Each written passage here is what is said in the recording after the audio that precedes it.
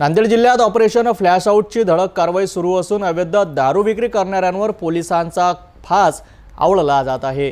या संदर्भात एक मोठी बातमी समोर येत आहे। माहूर तालुक्यातील रुई गावात अवैध देशी दारू विक्री करताना एका आरोपीला रंगेहात अटक करण्यात आली आहे। चला पाहूया सविस्तर रिपोर्ट। पोलीस उपमहानिरीक्षक शहाजी उमाप आणि पोलीस अधीक्षक अविनाश कुमार यांच्या आदेशाने नांदेड जिल्ह्यात ऑपरेशन फ्लॅश आउट ही मोहीम मोठ्या प्रमाणात राबवली जात आहे। याच मोहिमेअंतर्गत माहूर पोलीस ठाण्याचे निरीक्षक गणेश कराड यांनी मोठी कारवाई केली आहे। 5 जुलै रोजी सकाळी 10 वाजता माहूर तालुक्यातील मौजे रू येथे गणेश कराड यांच्या पथकाने छापा टाकला।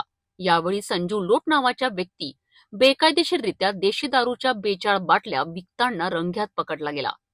पोलिसांनी त्याला तत्काळ अटक केली। गेल्या आठवड्याभरापासून पोलीस निरीक्षक गणेश कराड यांनी ऑपरेशन फ्लॅश आउटची अंमलबजावणी अत्यंत प्रभावीपणे सुरू केली आहे। या अंतर्गत अनेक गुन्हे दाखल झाले असून अनेकांना रंगेहात अटक करून न्यायालयीन कोठडीत पाठवण्यात आले आहे। तसेच लाखोंचा मुद्देमालही जप्त करण्यात आला आहे। विशेष म्हणजे 4 जुलै रोजी गणेश कराड यांनी रुई गावात शांतता बैठक घेतली होती। यावेळी त्यांनी नागरिकांना अवैध धंदे न करण्याचे आणि व्यसनापासून दूर राहण्याचे आवाहन केले होते। मात्र दुसऱ्याच दिवशी संजू लोटने त्यांच्या मार्गदर्शनाकडे दुर्लक्ष करत दारू विक्री केली आणि त्याला अटक झाली। पोलीस निरीक्षक गणेश कराड यांनी यावेळी अवैध व्यावसायिकांना कडक इशारा दिला आहे। त्यांनी सांगितले आहे की अवैध व्यावसायिकांनी आपले धंदे तत्काळ बंद करावेत। व्यसनांमुळे होणारे कौटुंबिक वाद आणि तंटे वाढू नयेत।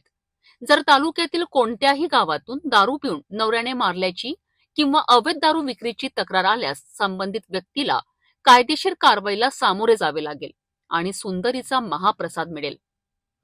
या कारवाईत पोलीस हेड कॉन्स्टेबल आशिष डगवाल, चालक प्रशांत भोपळे, ज्ञानेश्वर खंदाडे, पवन राऊत, शिल्पा राठोड, क्रांती राठोड, गजानन जाधव आणि होमगार्ड सलमान मस्जिद खान यांनी परिश्रम घेतलेत।